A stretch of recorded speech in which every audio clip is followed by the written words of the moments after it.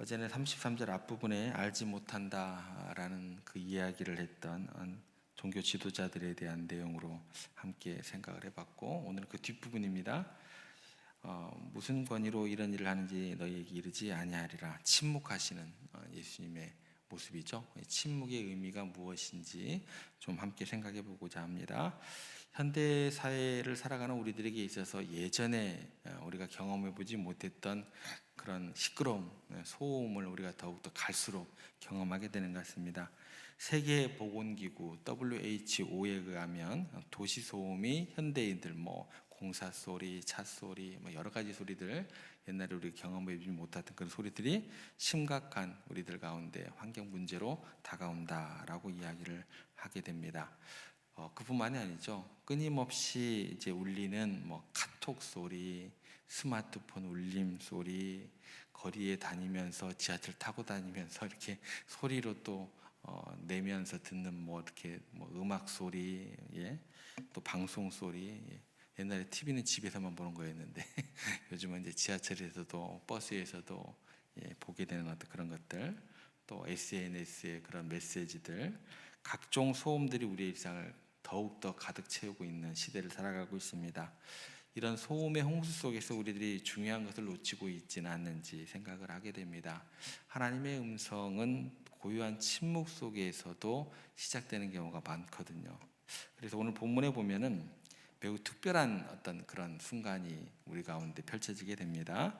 예수님께서 성전을 정결케 하신 직후의 상황이다라는 거예요. 단순히 성전을 깨끗하게 했다 이게 아니고 메시아의 권위로서 또 상징적인 메시지가 있는 행동이다라는 것이죠. 거기에는 하나님의 뜻과 의지와 또 하나님의 음성이 담겨 있는 행위다라는 거예요. 그런데 예루살렘 종교 지도자들은 이에 도전하며 무슨 권위로 안 듣겠다라는 거죠. 어떤 얘기를 해도 안 듣겠다라는 것이죠. 시끄러운 어떤 장사 소리, 돈 세는 소리, 그 소리가 좋사오니 그런 어떤 형국이죠. 이때 예수님께서 매우 특별한 방식으로 이야기를 합니다. 세례 요한의 권위에 대해서 다시 물으시죠. 이제 그렇게 다시 묻는 그 예수님의 그 질문 가운데서도 그들의 어떤 마음 가운데 있는 깨끗한 심령을 가지고 돌아보고 그 대답을 하면 좋을 텐데, 예수님께서 그 이야기를 하는 질문의 의도도 생각지 않고 그냥 아무런 생각을 하지 않죠. 예수님의 그 침묵이라는 것은 단순한 대화를 끝낸다라는 그 정도가 아니에요. 그 다음에 이제 대화를 이제 안 하시죠. 나도 너에게 이르지 아니하리라.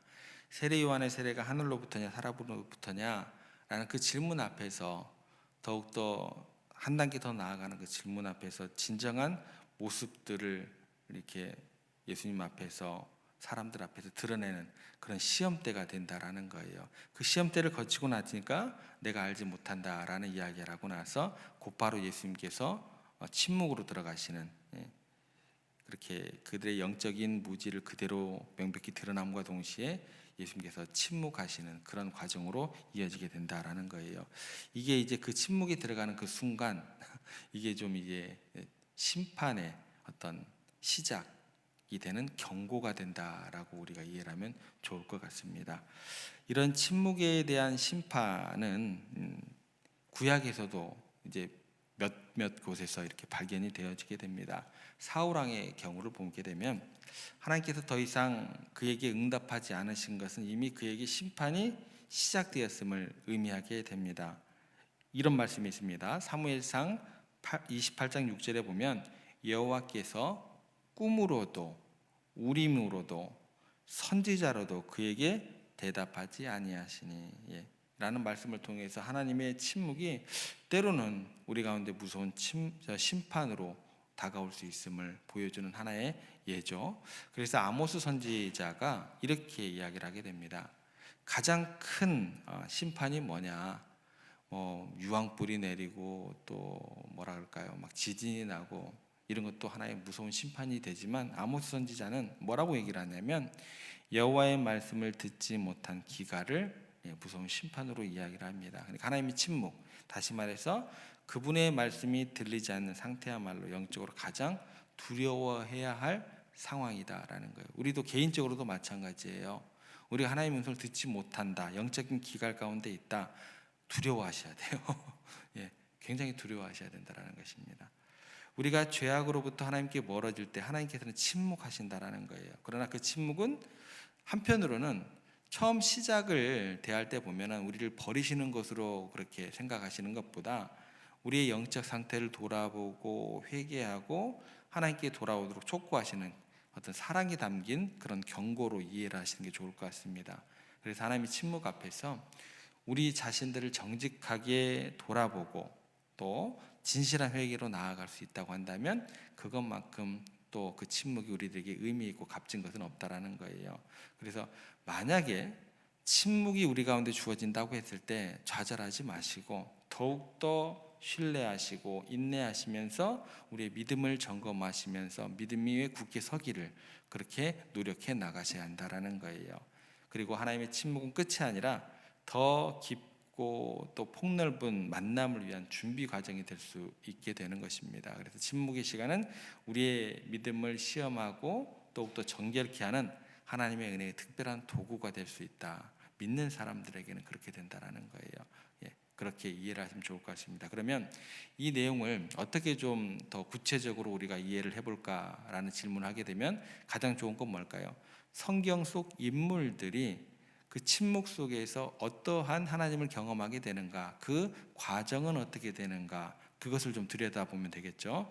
먼저 좀 엘리야를 좀 생각을 해보겠습니다. 엘리야는 그 침묵 가운데서 어떤 하나님의 음성이 어떻게 제기되는가 그걸 잘 보여줍니다. 엘리야 선지자가 갈멜산에서 바알 선지자들과 극적인 대결 후에 이제 이세벨의 생명의 위협 앞에서 이제 도망가게 됩니다. 호렙산으로 도망을 치게 됩니다. 그곳에서 정말 죽기 직전이죠. 그곳에서 하나님의 음성이 절실히 느껴져야 되는 그런 순간이다라는 거예요. 근데 그때 때마침 막 강렬한 자연 현상들을 경험하게 됩니다. 처음에 경험했던 그 자연 현상, 강한 바람입니다. 막 바람이 막 불어요. 이쯤에서 하나님의 음성이 들릴까? 안 들려요. 예. 그 다음에 뭘까요? 지진.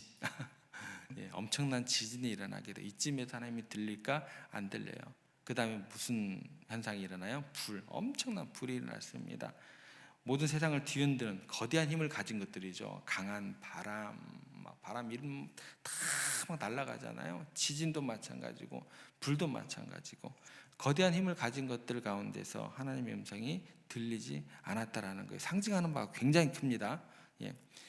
이렇게 기록되어 있습니다. 여호와께서 바람 가운데 계시지 아니하며 지진 가운데 계시지 아니하며 불 가운데 계시지 아니하더니 불 후에 세미한 소리가 있는지라라고 기록이 되어 있습니다.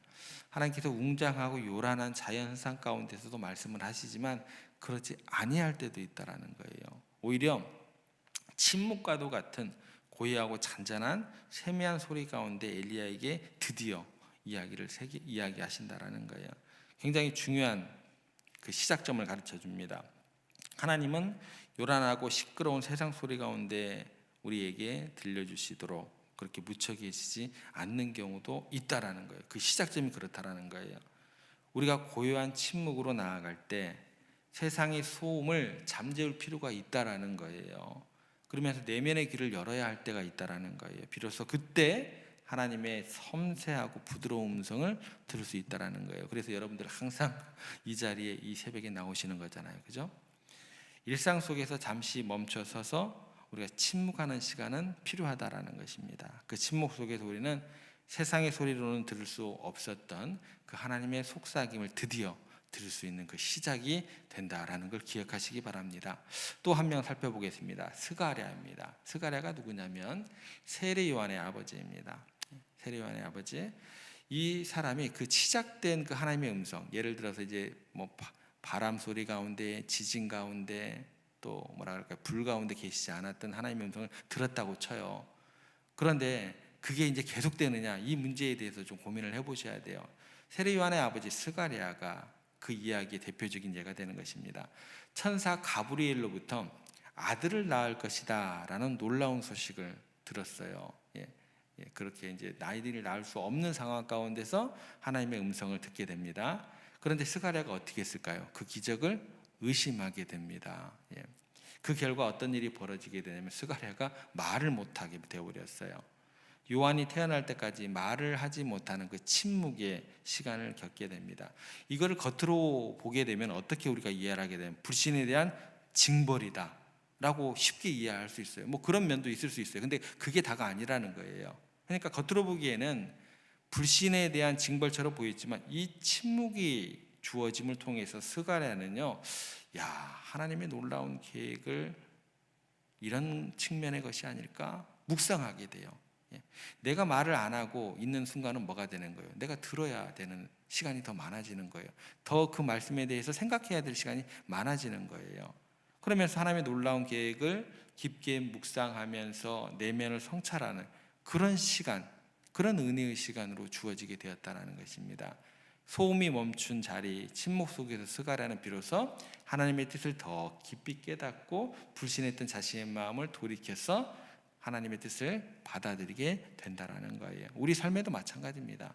때때로 스가랴처럼 의도치 않은 하나님의 말씀에 대한 불신 가운데 침묵의 시간이 주어질 수도 있다는 거예요. 그런데 그 시간을 경험하게 될 때 여러분들은 이거를 단순히 한 측면으로 야, 이게 내가 징계의 시간이다 보다 이 측면으로만 바라보시면 안 된다는 거예요. 오히려 분주한 일상에서 벗어나서 더욱더 하나님께서 내게 주신 말씀을 더욱더 생각하게끔 하는, 또 그 음성을 더욱더 귀 기울이게끔 하는, 내면의 소리에 집중하게끔 하는, 영적으로 더욱더 발돋움하게 만드는 그 발판을 하나님께서 주시는 그런 영적 기회가 될 줄로 그렇게 믿고 그 시간을 감당하시기를 바랍니다. 그리고 마지막으로 하나 대표되는 또 침묵이 있습니다. 이 과정을 거치면서 더욱더 영적인 성숙의 과정으로 이끄시는 하나님의 예비하심이다라고 이해를 하시면 좋겠습니다. 누굴까요? 성경 인물 가운데 구약에서 욥입니다. 욥. 굉장히 깊은 우리들에게 통찰을 주는 인물입니다. 욥은요, 이유도 몰랐어요. 이유도 모른 채 그냥 모든 것을 잃고 극심한 고통 가운데 놓이게 됩니다. 절망과 고통 속에서 욥은 이전의 사람들과 비교도 할 수 없을 만큼 하나님께 부르짖었어요. 근데요, 그 가운데서도 침묵을 하십니다. 모든 것을 잃고 극심한 고통 가운데 있는 욥이 뭐라고 고백하는 줄 아세요? 이렇게 고백을 합니다. 내가 앞으로 가도 그가 아니 계시고 뒤로 가도 보이지 아니하시며, 이렇게 탄식을 했습니다. 어떠세요? 여러분들의 어떤 마음의 솔직한 고백 같은 심정이죠, 그죠? 이는 하나님의 침묵을 경험하는 우리 많은 성도들의 마음을 그대로 대변하는 욥의 상황입니다. 욥의 고백이에요.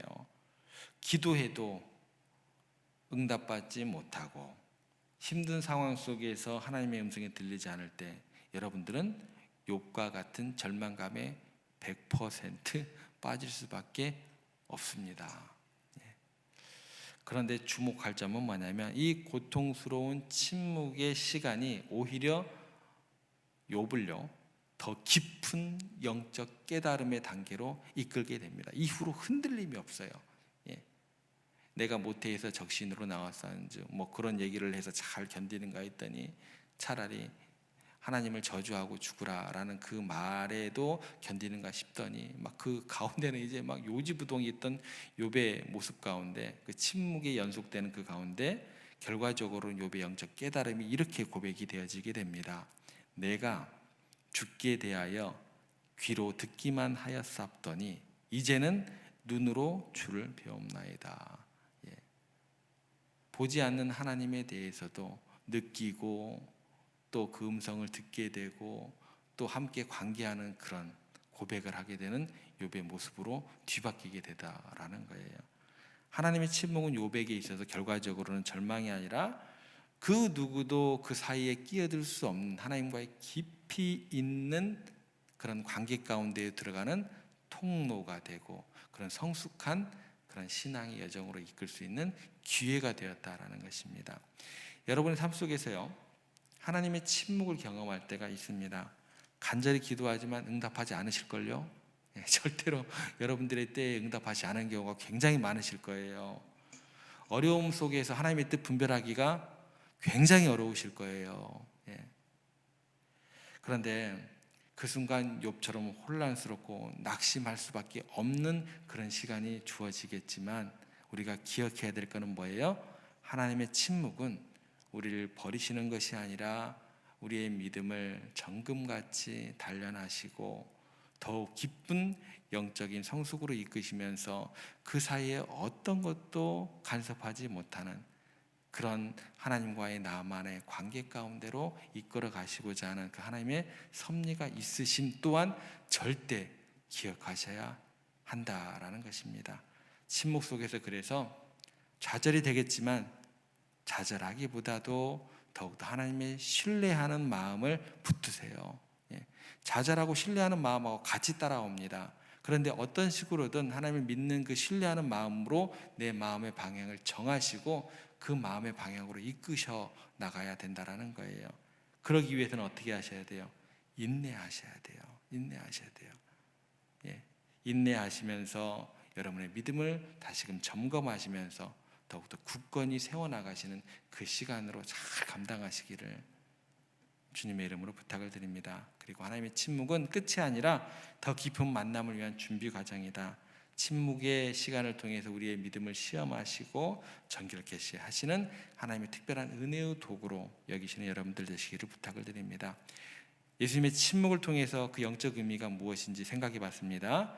예수님의 침묵은 단순한 말이 끊어지는 것이 아니라 종교 지도자들의 위선을 드러내는 거울이었으며 동시에 우리에게 깊은 영적 교훈을 주시는 도구다라는 걸 기억하시고, 그래서 시편 기자는 이렇게 이야기를 하게 됩니다. 잠잠히 여호와를 앙망하라. 그 고백으로 그 침묵의 시간을 대하시기를 바랍니다. 이 말씀처럼 끊임없는 소음과 혼돈의 시대를 살아가는 우리에게 필요한 것은 잠시 멈추어 하나님의 말씀에 귀 기울이는 거 꼭 필요하다라는 거예요. 그리고 그 시간이 때로 고통스러운 침묵의 시간으로 찾아온다 할지라도 그 침묵을 통해서 욥과 같이 우리를 더욱더 깊은 영적 성숙으로 이끈 하나님의 특별한 은혜가 됨을 또한 기억하시면서 이 시대를 살아가는 많은 소음 속에서 의식적으로라도 침묵의 자리로 들어가시면서 하나님을 기다리는 법을 배우고 그 안에 하나님을 누리는 여러분들 되시기를 부탁을 드립니다.